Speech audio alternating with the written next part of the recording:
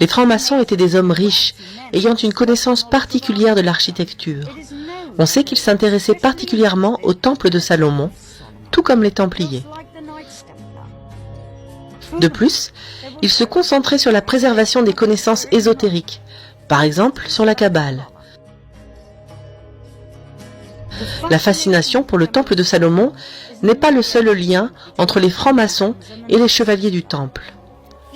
Aujourd'hui encore, le rite yorkais administre 3 ordres de maçonnerie, dont l'un est celui des chevaliers du temple. Les chevaliers templiers du rite de York sont une branche militaire des francs-maçons, tout comme l'ordre médiéval des chevaliers templiers. Ils ont tous deux le symbole de la croix rouge à 4 branches égales.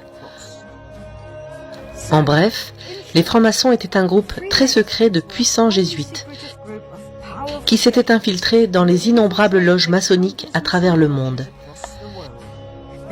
Ils ont finalement fondé leur propre loge en 1717, la première grande loge d'Angleterre, et cela allait s'avérer être leur salut.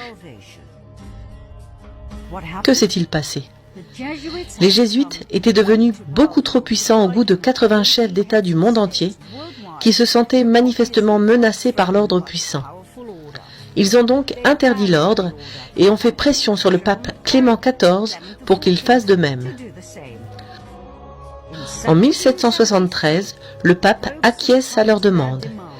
Il promulgue le Dominus Redemptor, la bulle qui mit fin à l'ordre des jésuites. Il semble en effet que l'histoire se soit répétée. Mais devinez quoi?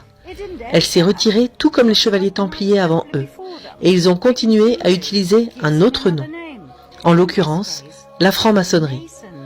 1 an après sa trahison des jésuites, le pape Clément a été assassiné par empoisonnement, tout comme le luciférien Uza. Les jésuites et leurs prédécesseurs, comme les chevaliers templiers, ont toujours eu le goût de la vengeance. Nous avons promis que nos 2 histoires se rejoindraient lors d'un événement historique qui aurait un impact massif sur le monde. Nous avons finalement atteint ce point. Vous voulez savoir ce qu'il s'est passé? Suivez-moi à la 2e partie.